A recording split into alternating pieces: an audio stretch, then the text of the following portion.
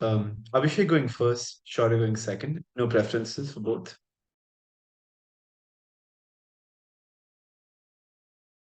Awesome. Opening opposition. Justin speaking first, he and pronouns. Ellen speaking second, she, her. Sierra speaking government whip, she, her. And Rose speaking member. Sorry, I know that order is confusing. My pronouns are also she, her. Awesome. CO. First speaker, Genevieve, she, her.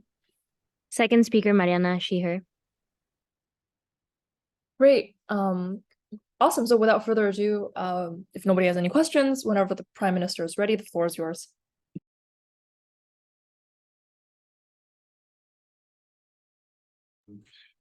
Sure. Am I clearly audible?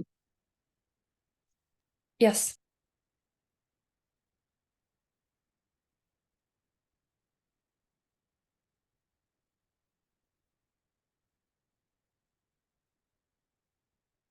Cool. Wonderful. Just starting very soon. We'll take a PO at around the fifth from closing up. No preferences though. Do have a PO ready.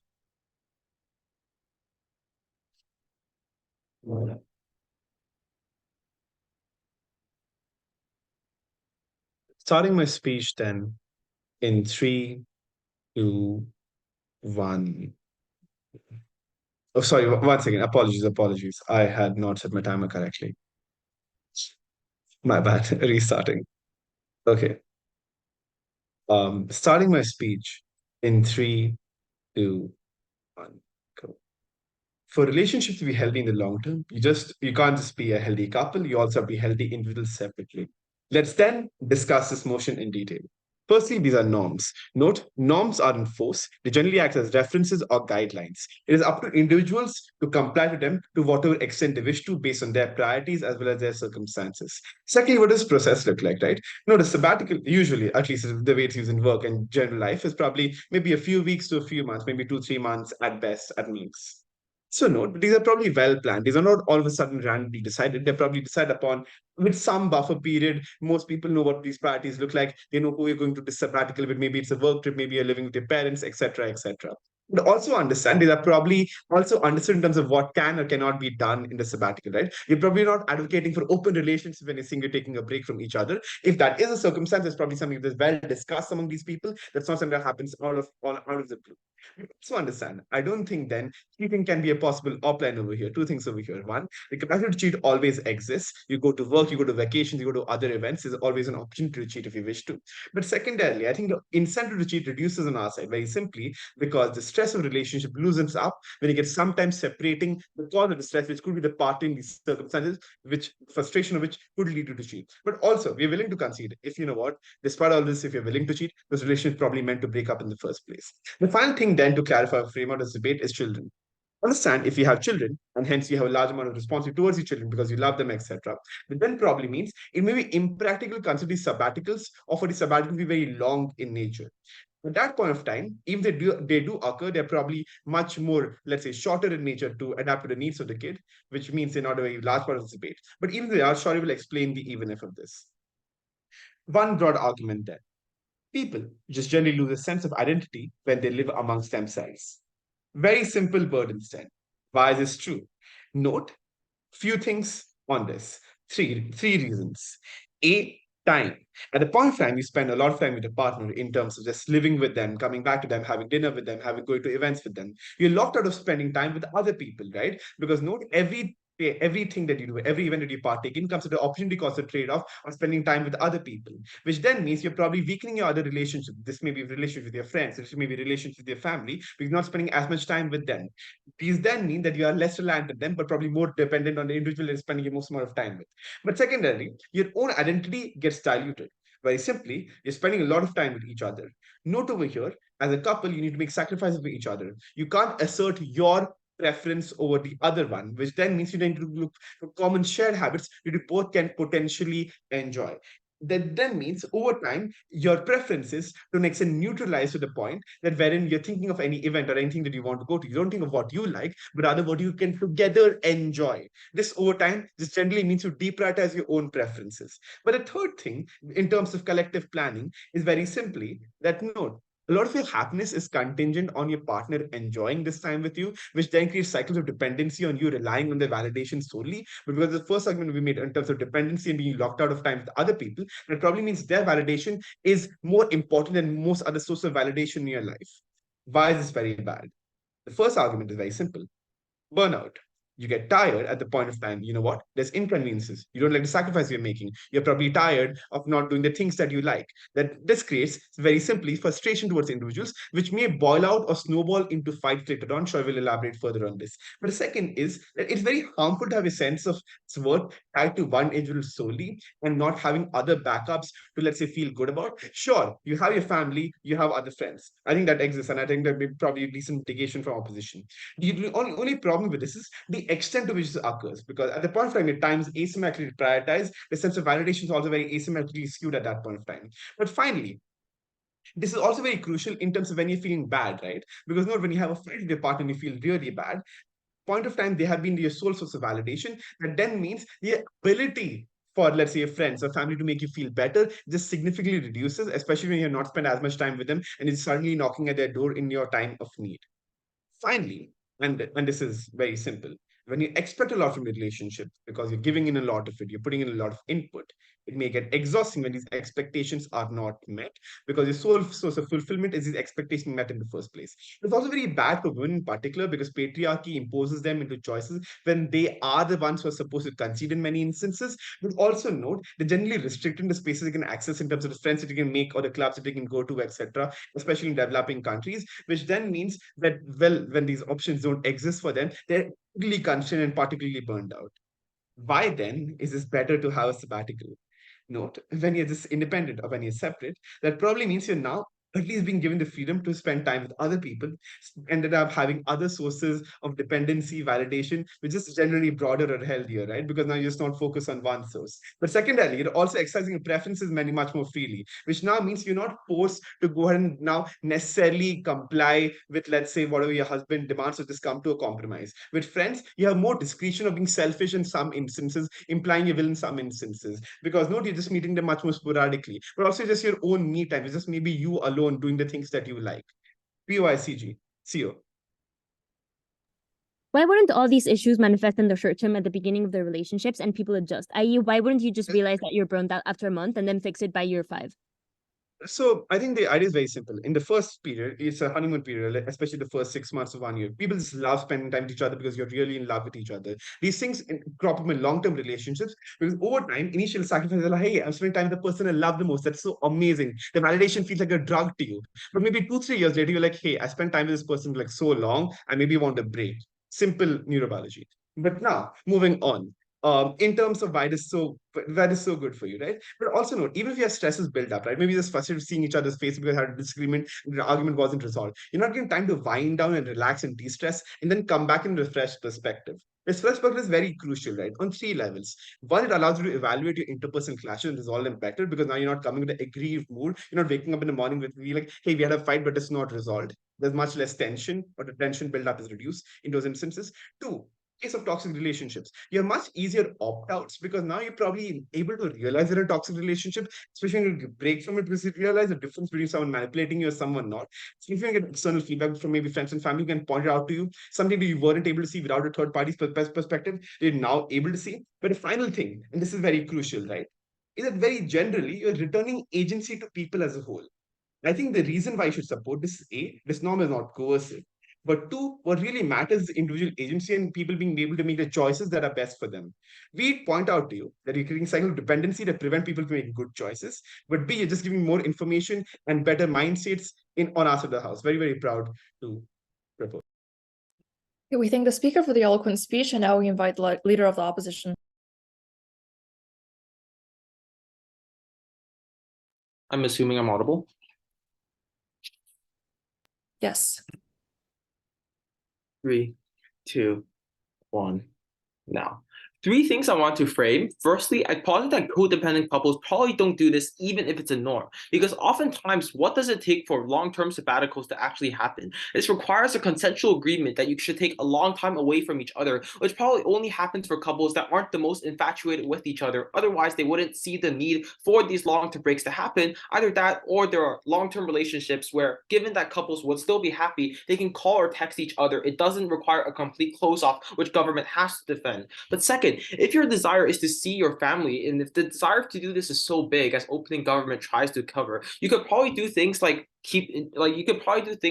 engage with them by saying that you want to tell your spouse that you want to take a break off in order to spend time with them. It's probably unclear as to why you need periodic breaks to be able to do this in the first place, especially given that these relationships are likely to be relatively healthy on either side of the house or off relative scale. No matter like what govs defend, it's probably scalar and comparative to our side. But thirdly, on the counterfactual, I think you can still have positive boundaries on our side of the house that don't require you to take long-term times of break. So gov needs to defend the need for no contact when those types of breaks are going to be founded. So there's going to be a trade-off with these types of boundaries, because first, at the more time you spend together now, it seems more value. So it's more likely you overlook the need to take small intermental breaks, i.e. the time together you need to do things like co-parent, to discuss important things, to catch up, means you often cannot just take a break to be able to get those things and wish them off in the first place. But second, you often think that the need to be an individual is already solved through sabbaticals, because it's often the justification that society tells you to do, right? That is, when you're taking a mental break off, oftentimes the need for consumerism or to fulfill your obligation as a parent, which probably exists on either side of the house, means that oftentimes it is true that these people go back. And even if it's not about parents that we're talking about in this debate, it also often accrues in needs for you to be a good like boyfriend or girlfriend, or need for you to commit as much to the relationship as the other person is doing. Given this, and given I framed to you why on their side of the house there are likely to be lots of passive breaks that we can still take on our side of the house to accrue vastly similar benefits that open government posits, well, we're going to make a very simple claim as to why this is better for conflict resolution. Step one: when do you actually take sabbaticals on our side of the house? Because note this is on their side of the house. Because note this is a norm and you regularly plan these things out. But crucially, this spills out into the ways in which you deal with conflict, given the reason as to why this is established, right? So instead of doing conflict or saying things like, let's hash this out right now, let's try to discuss this right now, the comparative is that you often want to take a break and reevaluate these types of things in the first place. And you therefore become familiar with these thoughts when you spend your time alone, when you're able to brood these things alone. But the second step to this, given that we've proven to you why you regularly take sabbaticals in times in which conflict is often the case, I want to prove why this is the likely comparative. Why it is the likely comparative that instead of necessarily talking about these things broadly, you're likely to compartmentalize these things rather than accrue the things of like mental breaks and these being things for good for your health that opening government tries to claim. Because first, it's significantly easier to do these things like compartmentalize to yourself, like cast yourself away from your spouse, than chat about these types of things. Because oftentimes the reasons as to why conflicts happen often arise because it's a deep-seated secret or it's vulnerabilities that you don't want to disclose. And it's likely to be a pretty big secret or a pretty big mistake, given that this is the person that you're known to trust or you've established a relationship with, and you still decided not to tell them, or this still led to some kind of conflict. But second, oftentimes you don't tell them these types of things because there's a fear of losing them forever, because you have no idea how they would react, which means on the comparative, if you never talk about these types of things in the first place, it's incredibly unclear how you necessarily are able to resolve the conflicts, even if you return level-headed on the comparative. And note crucially, why is there a trade-off with positive boundaries in these types of instances? Because on our side of the house, there's lots of times that are spent away. And the problem here is that conflict is best solved when it's fresh in people's mind, because that's often when you want to treat the conflict at its full thrust. And the comparative is that it's very easy to forget the reasons as to why you were mad in the first place.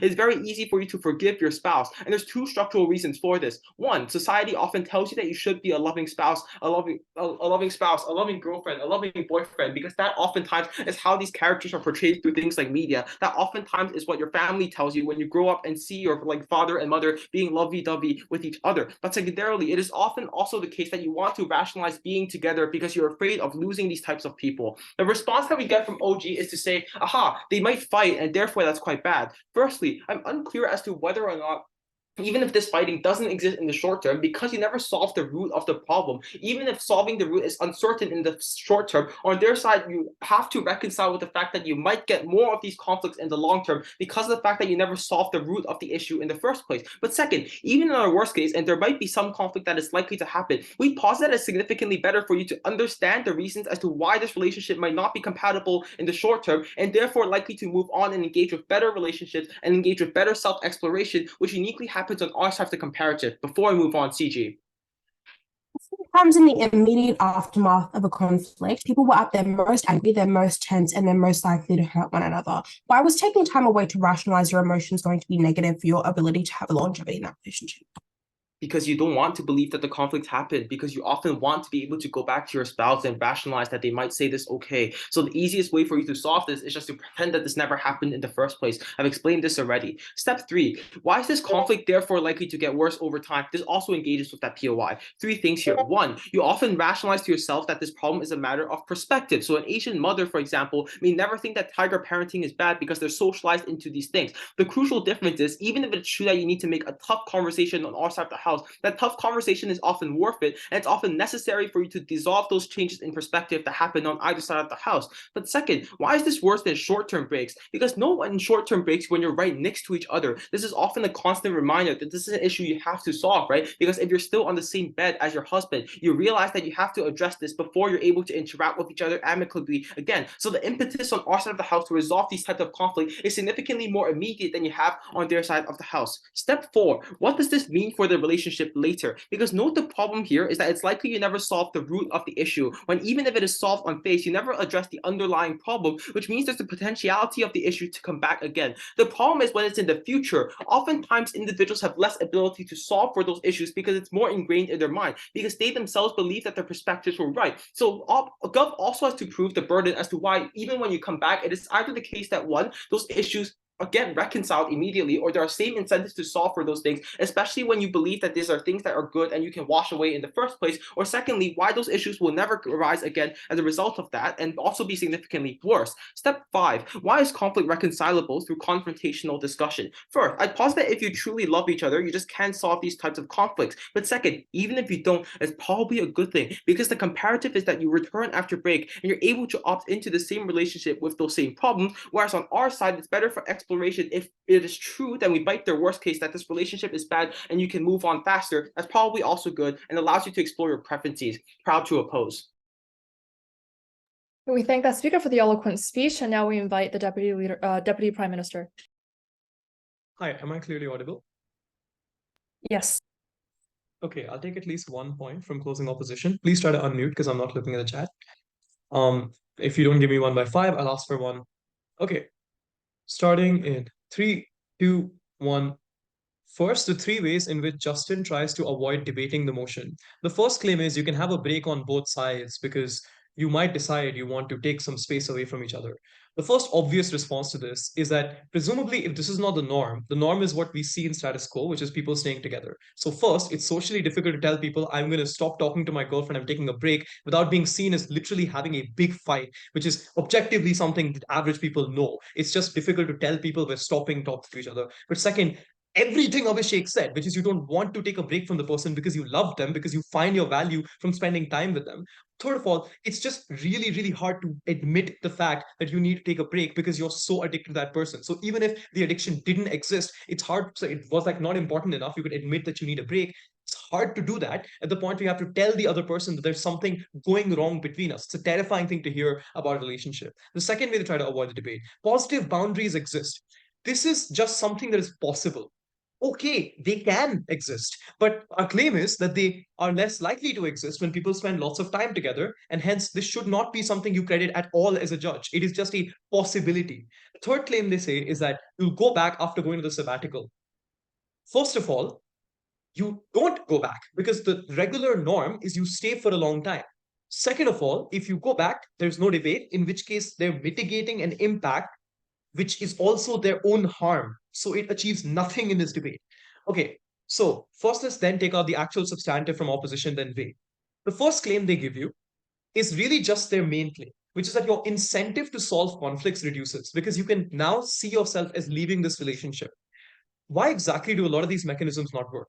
The first set of mechanism is this idea of how, hey, you compartmentalize your problems, you take a break, and you stop thinking about that issue. And as a result, you don't think it's important. Note they repeat this in many different ways throughout their speech, right? They say you compartmentalize them. Second of all, they say conflict, when it's fresh, forces you to deal with the issue right now as opposed to forget about it. Then they say that when you fight, you pick whether to stay or not, but at the same time, when you're away, then you can come back and stop thinking about it. All of this is the same logic, which is you stop thinking about this issue when you take a sabbatical and you don't want to solve it when you come back. The first response to this is that it assumes that the people in the relationship do not have an understanding of what their relationship is like and what needs to be fixed. The implication of this is that if they didn't go on a sabbatical, they would have even less information because they're stuck with each other and they have conflicts that they don't think are important to solve. They want to avoid it. So if they want to avoid it when they go on a sabbatical, when they're with each other, the easiest way to avoid it is simply to ignore it and focus on other things that matter more. And the little things that frustrate you build up in the process, which means that you avoid the issue even more and you blame the other person for not solving it, making the concern significantly worse and the relationship much worse as well, flipping their impact. Second claim is that if they don't have the incentive to solve that relationship's problems, they probably should leave that relationship. Which brings me to the second claim that they make, which is that it's better to fight because it forces you to pick whether you should stay in that relationship, because now you can leave bad relationships on their side. While on our side, you have a fear of losing your partner because you've gone on a sabbatical. I want you to think about how unintuitive this claim is.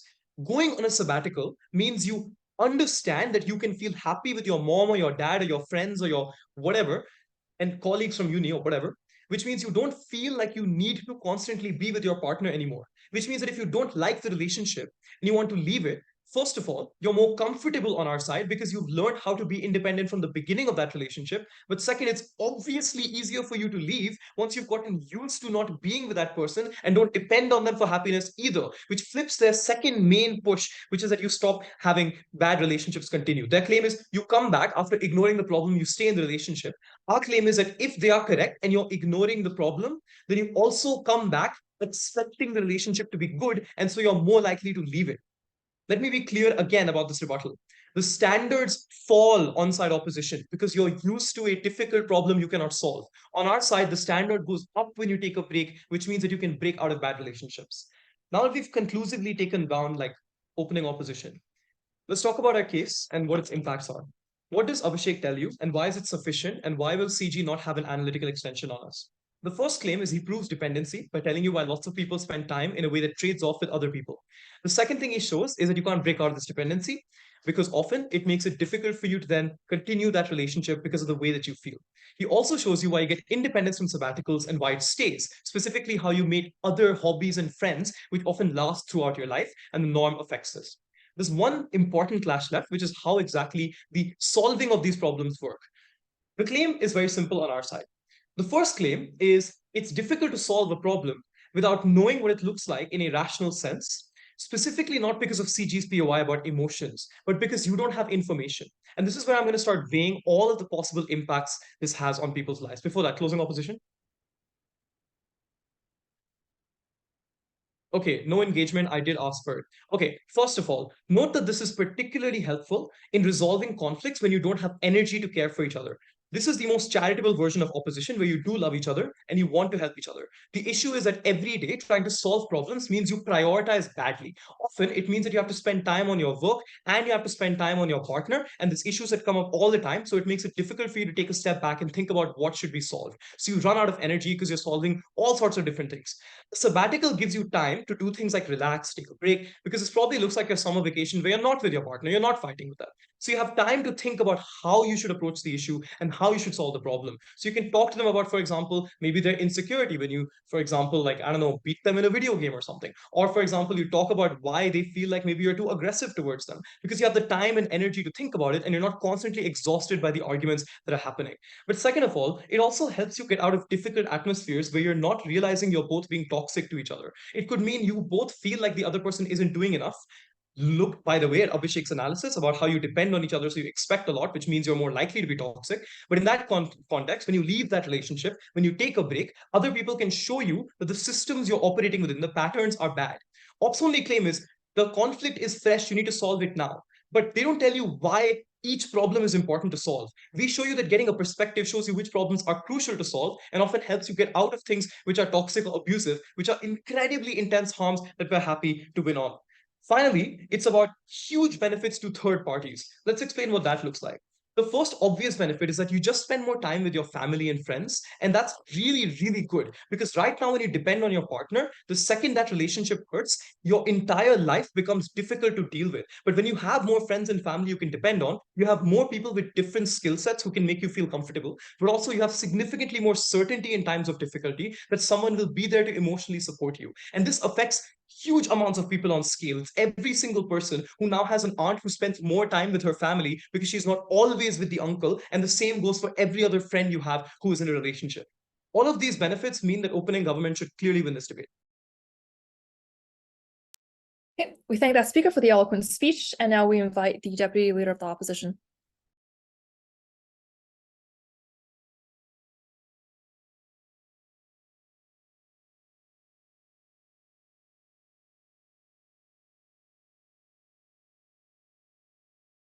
Sorry, let me set my timer really quick. Prefer POIs in chat or visual, not anything auditory. And am I audible and clear? Yes.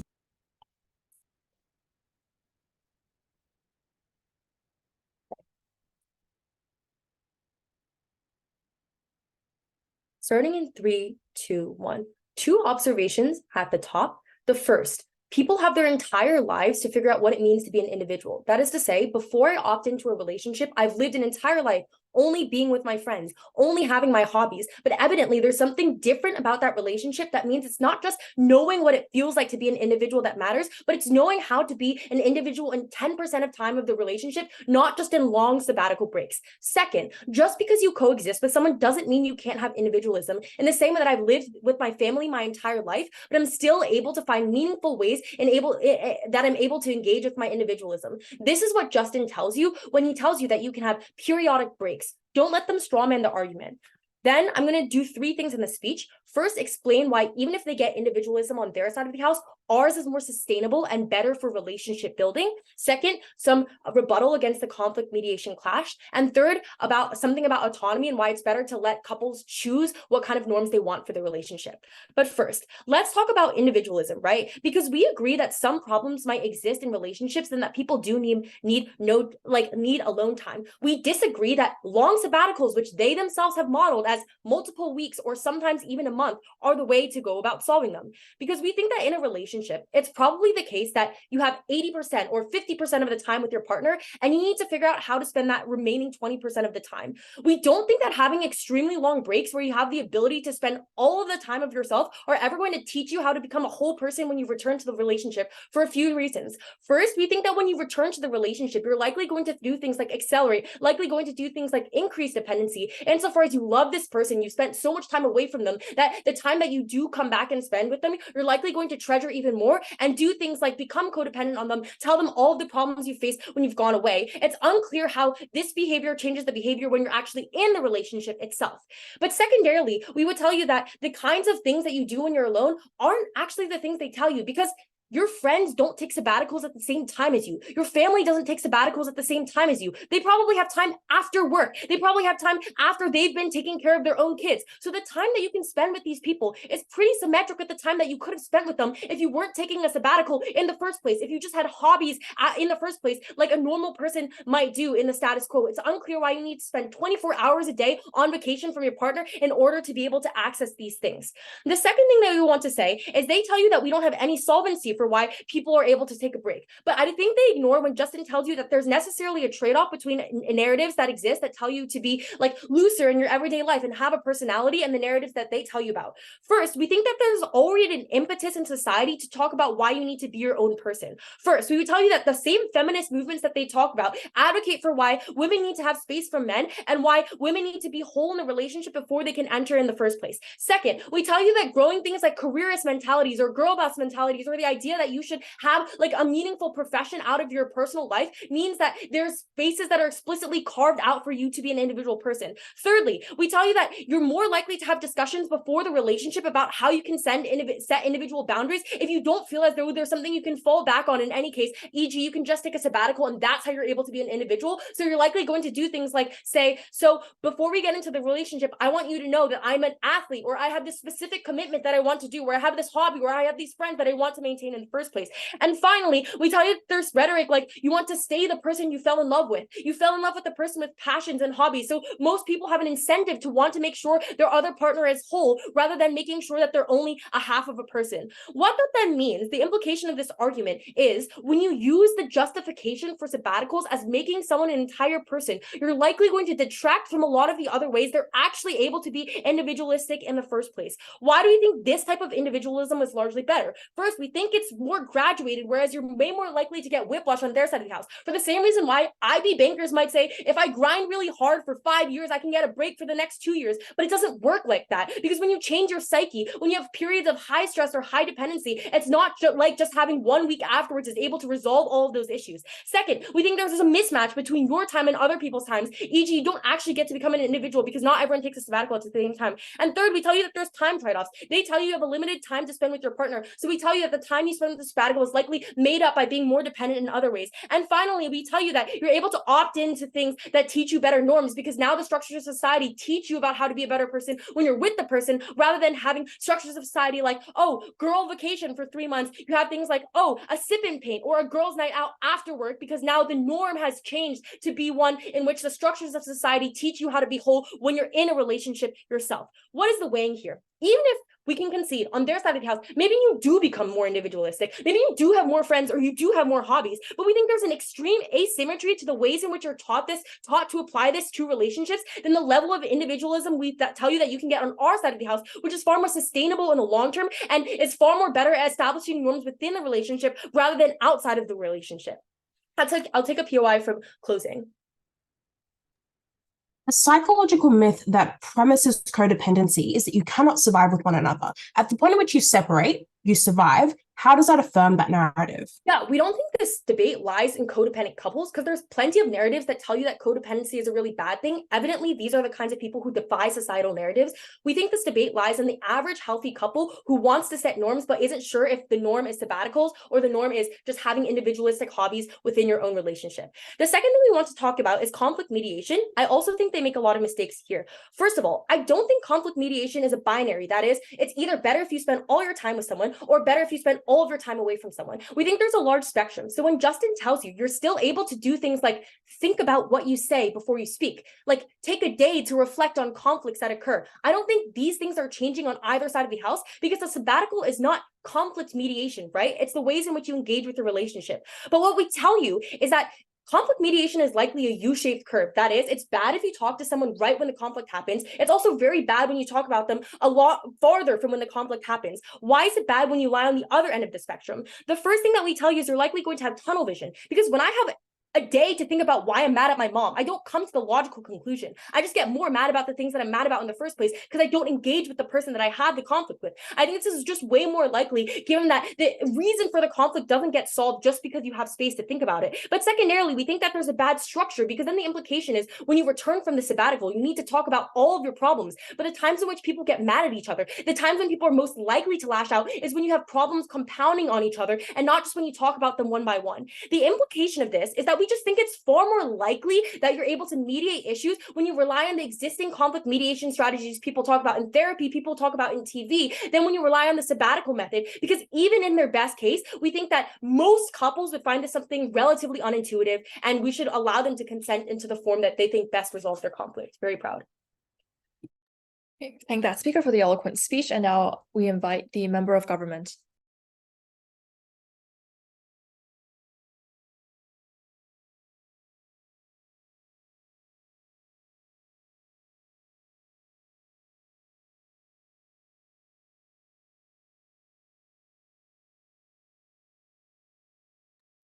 Hi, I'm just grabbing a timer. While I do that, just checking that I can be seen and heard. Yes. Awesome. Let me just find my phone, which I don't know how to put it. Ah, there it is. Okay, cool.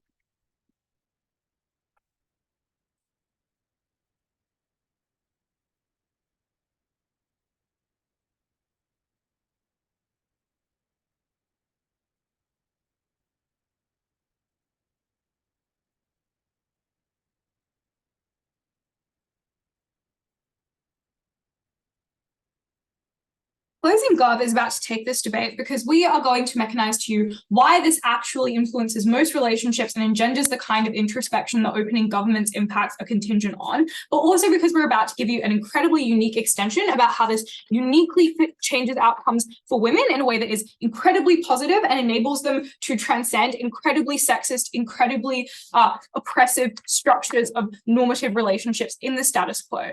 First, so the structure of the speech will be as follows. Firstly, I'm going to talk about why normative considerations are likely to influence most relationships and the implications that has for these clashes on conflict and engagement and individualism.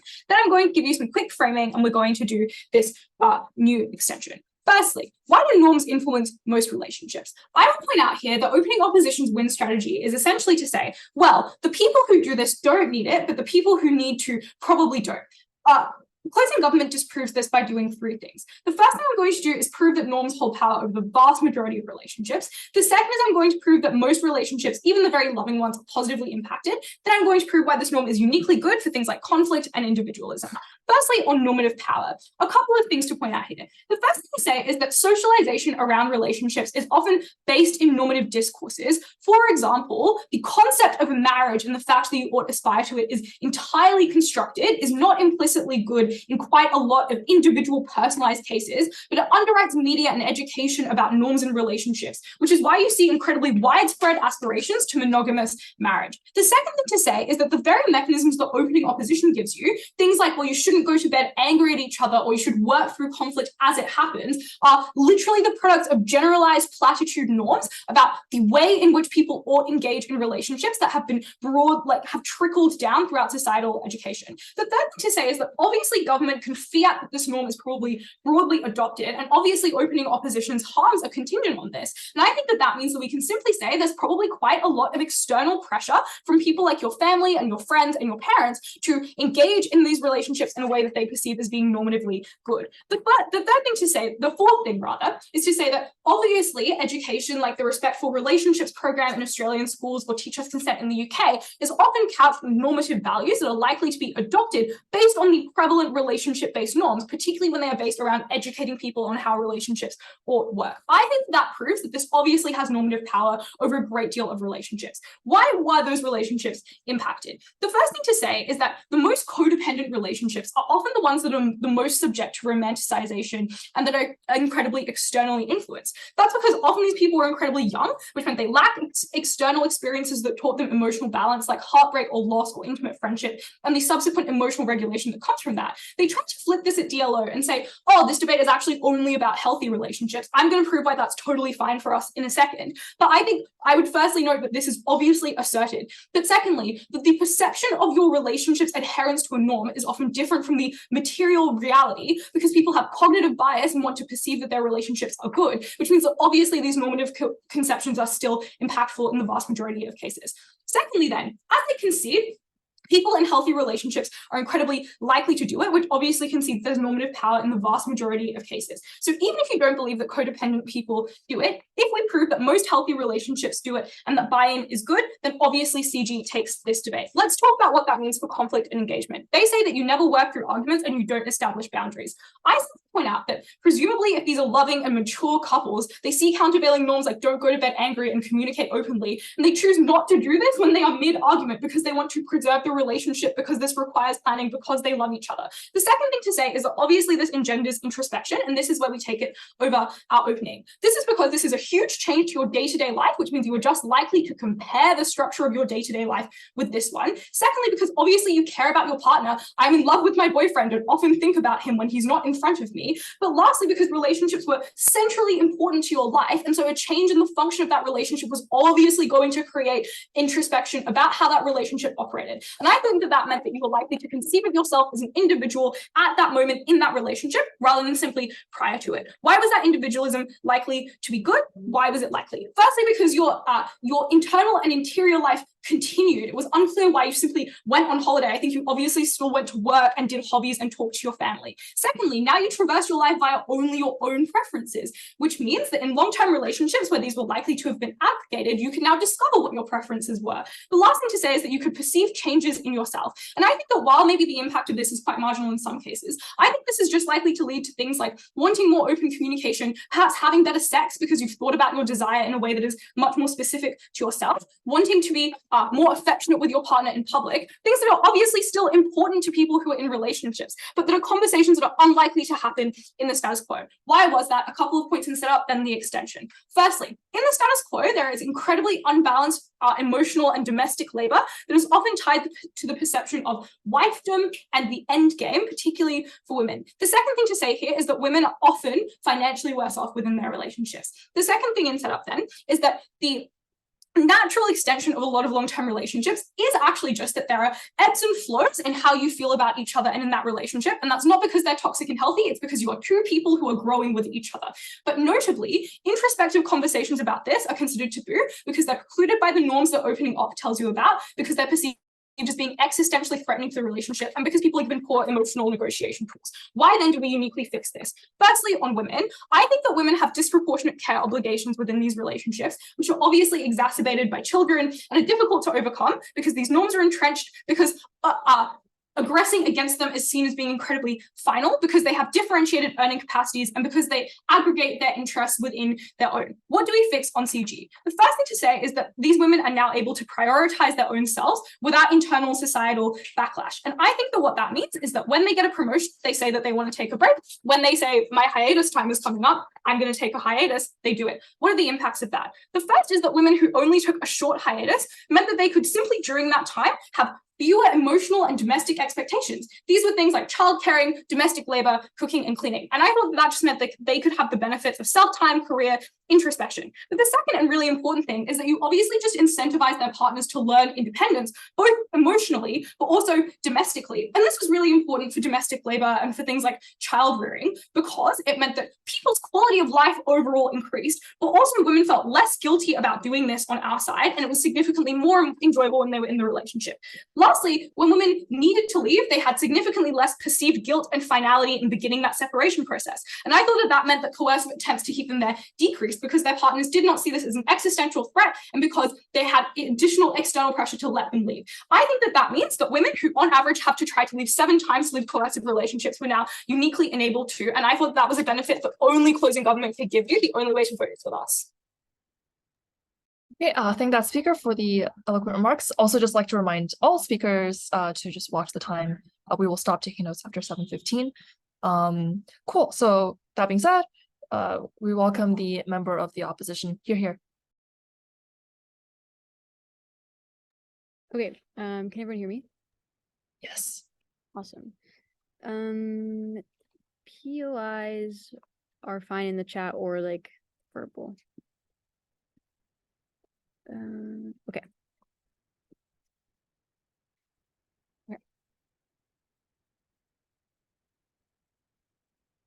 What I think is most regrettable about this debate, and especially in top half, is that the narrative that like if a couple has problems with this norm when they're on a break, then they probably should break up anyways. No, us on side closing opposition think that we should fight for the saving of all relationships because everybody has the ability to grow. We need to provide them the environment to do so. We live in a world in the status quo in which social media and internet access makes it super duper easy for us to see where everyone is, what people are doing, updating their stories, etc. It's probably true that the sabbatical is like with little contact, right? But realistically, you will also likely see what that individual is up to some degree. Our general extension is as to why that is toxic and not great for support systems. Before I get into that though, I want to do some quick refutation of the new information we heard coming out of CG. First thing then about like introspection. We think that to some extent, you probably still want to be in this relationship. You have some extent of expectation of getting back together, which means that it's unlikely that you have like internalized this as an absolute guarantee that like, I'm going to move on from this person. Here are XYZ things that I have learned from this relationship. The second is that sometimes introspection is bad because you begin to psych yourself out about why you're on the break in the first place, what you did wrong, what the other person is doing with their time. These are all things that might increase the feelings of anxiety, which could blow up once you get back together, if you do at all. The second thing they tell you then is about women's expectations on women as like generally. The first thing is that I don't think this is the only narrative that exists within the dating world and society, right? It's probably true that if these women are that like psyched out about like trying to stay with their partners or like fixing their relationship, then they probably have internalized gender roles via other narratives anyways. We live in a world in which like misogyny and patriarchy exists, right? But the second thing is that I think that actually you harm, since they like to some extent have these internalized gender roles, you harm their ability to be able to disconnect themselves, because instead of fueling like these feelings of good introspection, as you say, that they have learned XYZ lesson from this relationship, rather you fuel feelings of anxiety and feelings of, I don't know, something close to that, where they're very concerned about what the future of their relationship looks like because there's so much uncertainty and so much instability. Then we have basically 3 extra extensions. The first is going to be about how regular breaks encourage toxicity. And listen, you can say that most relationships in this debate are healthy. It doesn't really matter for this point. Humans, I think, are often toxic. And if they are pushed to their extreme, like with this norm, they get even more foul. There are 4 points under this. The first is because we have social media, like I said, it's likely you will feel lonely, sad, seeing the other person happy without you posting, etc. Second is that it increases the chance that you will feel jealousy or pettiness towards your partner. Even if you are healthy, nobody is perfect. This is like 3 months away from each other, where the other person could be doing God knows what. If you have any sense of like, I don't know, like self-pityness or like whatever, that probably means that you have some sense of depression or sadness or anxiety that comes along with this break. The third thing is that it creates a sense of competition between 2 partners. For example, who was the most independent, who was the most dependent during the break, who texted the other person the most trying to get back together, who posted most with their friends having a good time. These are natural things that people will think about because they obviously still love the other person, and assuming you are taking a break, it's probably because there was like some sort of problem that is occurring in your relationship.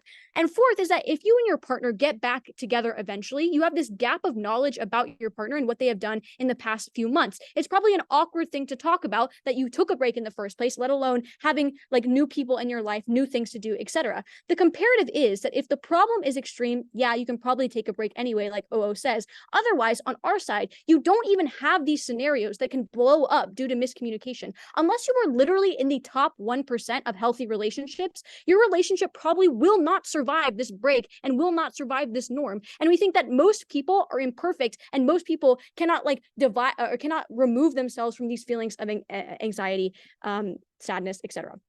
I'll take you around 5. The second then extension is that support systems are generally fucked under this motion for 3 reasons. The first is that just time-wise, if your partner isn't there when you have maybe a super bad week or in like an extreme scenario, perhaps one of your loved one passes away or something along those lines, if something really bad happens in your life, you will probably be extra sad, extra depressed without the one person in the world that you relate to the most, that you have shared so much time with. Again, this could literally just be avoided if you didn't have this norm in which this person was there for you to some degree, right? Even if you're having a fight, like you can still go to them. The second is that because you have the time gaps that I mentioned earlier, it's unlikely that you can support your partner when you don't know all the context about what happened during the months that you weren't together. And let's be honest, it's probably very exhausting to have to recount too much of context to everyone every year or every few years. The third is that romantic relationships sometimes just do provide you with support systems that other people in your life cannot provide you. A, you're likely to be yourself the most around this person. B, you've likely spent a lot more time with them that you have, like, I don't know, with your work friends or with your family. And C, they probably know the ways that you deal with grief. They know the ways that you deal with anger. They know what you need in these times of like, sadness and things of that nature. Before I continue, I'll take opening. Being jealous of your partner the second you're separated, or just feeling like you need to compete with them, is dependency. You feel like you constantly want them next to you. Abhishek tells you, well, that's bad. And when it's a norm, you have to learn to fix it, because the alternative is everyone stops their relationships because of this norm. I don't think that's reasonable. Okay, two things. The first is that I think this is extremely extreme. What I'm not saying that like everyone is going to feel super jealous and like be blown up their phone 24/7. What I am saying is that like the average person is probably going to experience some amount of anxiety, which will carry through even after you get back together. And this like ties into my third extension, which is that it's hard to come up with long-term plans and you're not sure about what the result of the sabbatical will be, which means that there is such a degree of instability within your relationship that even if you yourself are trying to work on yourself, you're introspective, you are relatively healthy, you aren't perfect, you will be subject to all of these feelings. And even if they don't blow up right in that minute, it doesn't mean that you are going to deal with them. Rather, it means that they will simmer inside of you because you think that they are unreasonable, but that they will come up at a later date. Listen, it is not necessary that each of the things that I just said happen for our harms to accrue. But even if just one of them happens, it can lead to a breakup that could have otherwise been avoided. It can be compounded with previous issues that you had in the relationship. Final thing then is why we weigh over OO. The first is that I think their point about conflict resolution is relatively dependent upon having a problem that is valid in the first place and that existed before you went on break. And that even if you can't work through that conflict while on break. What we tell you is that it's even worse than what they bring you. It's not just that you can't work through previous problems while on break, but also that the break itself creates separate problems that can ruin your relationship. And if those problems are compounded with earlier problems that you had, perhaps with their family, with friends, etc., that like every relationship has, it is extremely unlikely that that relationship, if it even exists in the future, is going to exist in a healthy state, even if it was healthy in the past. All of this is avoidable, is the TLDR of this speech. Please vote with op. Okay, I think that's speaker for the eloquent speech, and now we invite the government whip.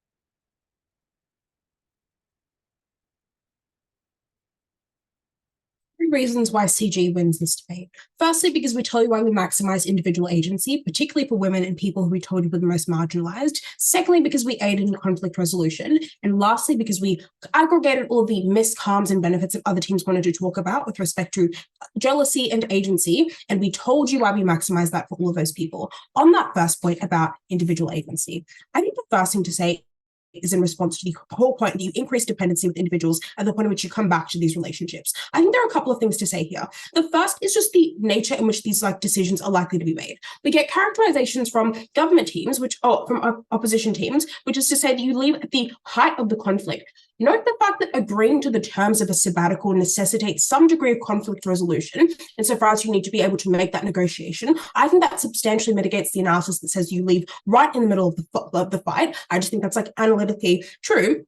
But I think that secondly, it's important to know what actually happens with respect to your perceptions of dependency, because obviously the perception that you were dependent on that other person in a way that was perhaps pathological and unhealthy was predicated on the belief that you could not exist and live without them. That was the dominant reason for why you stayed in relationships that were perhaps coercive, relationships that perhaps didn't maximize your happiness, but you thought that that was the best alternative comparative to everything else that existed.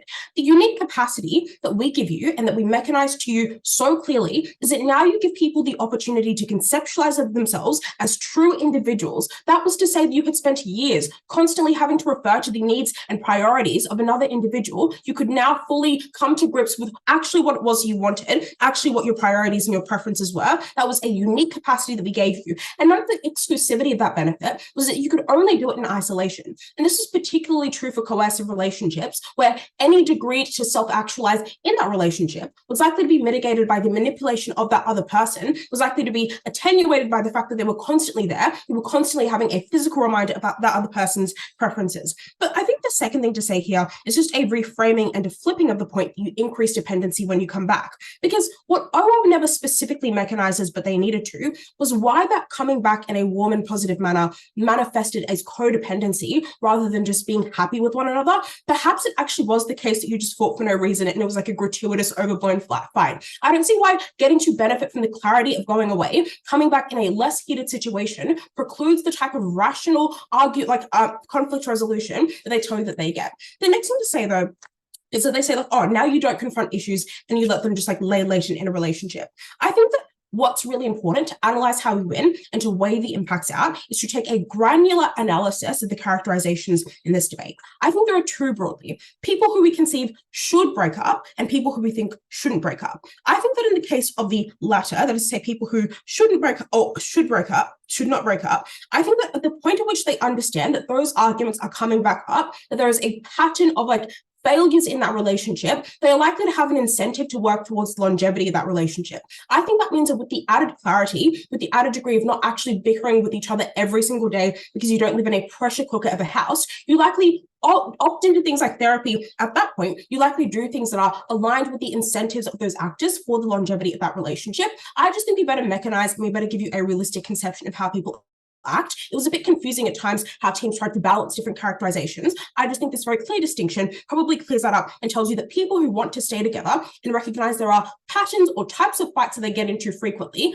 probably with the added clarity and rationality of taking a sabbatical, do things like therapy, they get help, they probably are aided. I think the other characterization of people who ought break up under the status quo, we also help them. Because insofar as like the reasons for why you don't currently conceive of yourself as being in a coercive relationship is because the person manipulating you is there every single day, obviously the only capacity you have to do that is when you leave. But I would add the second implication, and this is incredibly crucial for extending the margin for closing government, is that you preclude the types of financial coercion that are particularly perverse. That was to say that the capacity to live separate lives necessitated that one person wasn't over-reliant on another. The capacity for sabbaticals happening frequently meant that you were likely to have safety plans, it meant that you were likely to have separate bank accounts, it meant that you were likely to conceive of yourself as an independent financial entity in a way that didn't lead to that type of over-reliance and didn't lock you into cycles of coercion. So that was why we mechanized to exclusive benefits for the granular characterizations that exist in this debate.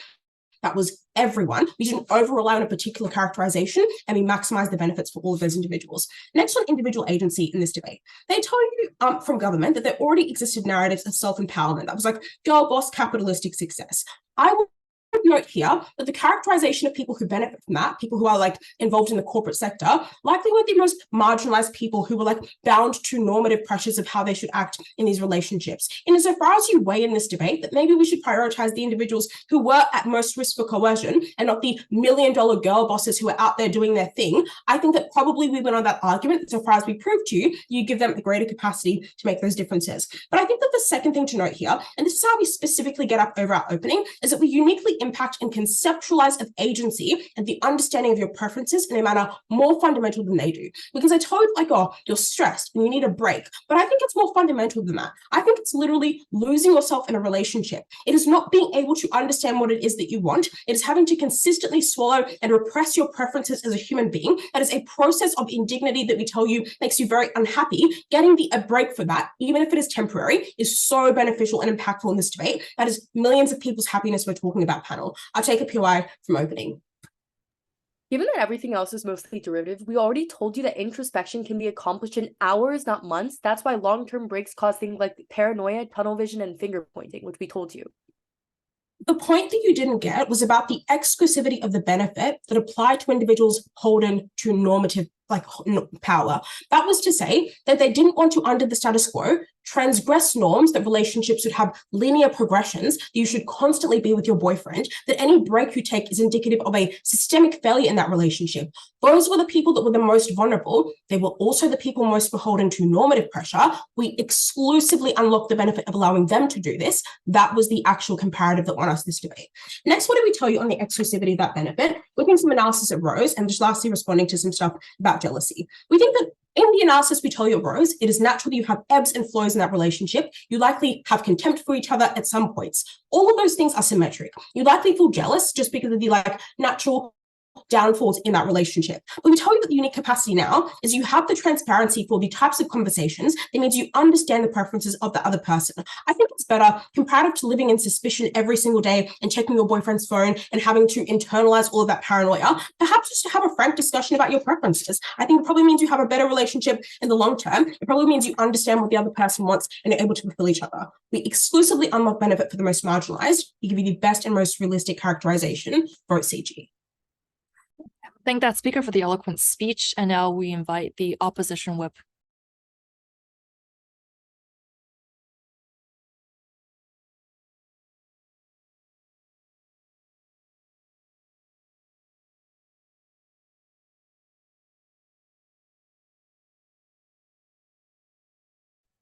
Hi, am I audible and visible? Yes.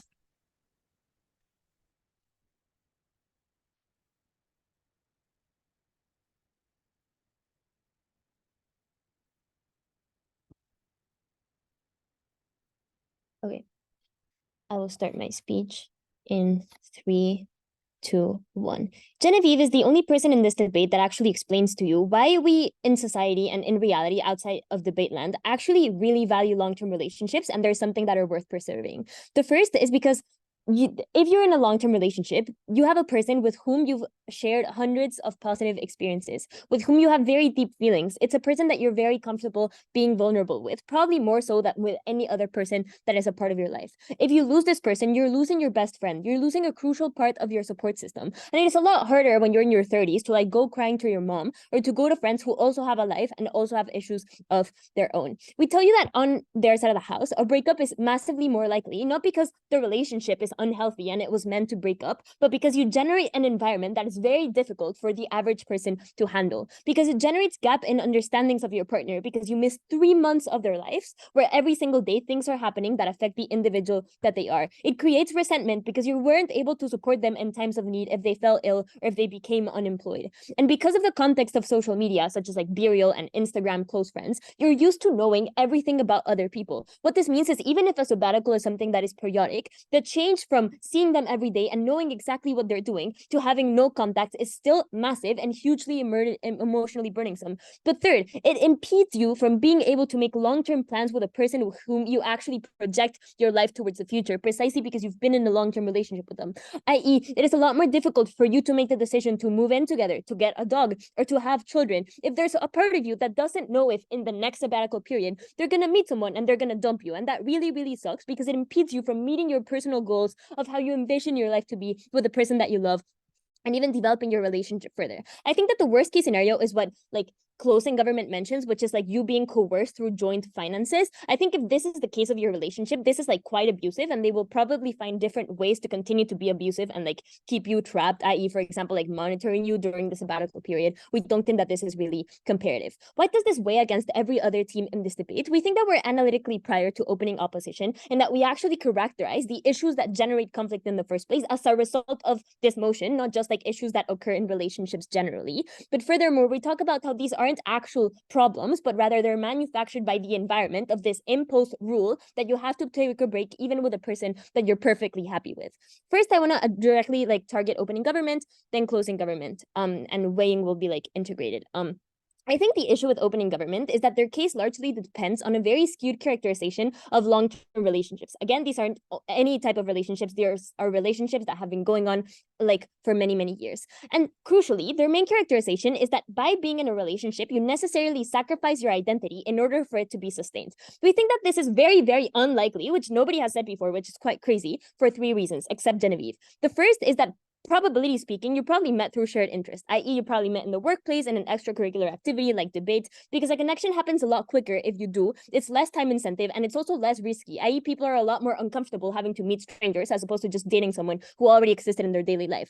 Secondly, if you were so different, then you wouldn't have entered a long-term relationship in the first place. First, because you would actively feel like you're not appreciated and you're not seeing who you are, which like sucks. You probably would have broken up in the beginning. And especially in the status quo with social media and dating apps, people conceptualize realize that like alternatives do exist. This isn't the only man in the world, and you probably would face a lot of pressure from like friends and family that you're losing yourself, and therefore like I don't believe that it is the case that the majority of long-term relationships is one where like people completely lose their identity. But thirdly, discussing your identity is literally a precondition for you to make plans for the future, which is like a key feature of long-term relationships, i.e. you have to make sure that you, for example, share values with your partner. If you plan on like eventually raising children, then you need to agree on like which school to take them if you're going to make them religious, and which rules that you're going to impose in the household. This necessarily entails sharing your identity. These are things that I think like happen in reality and are quite intuitive.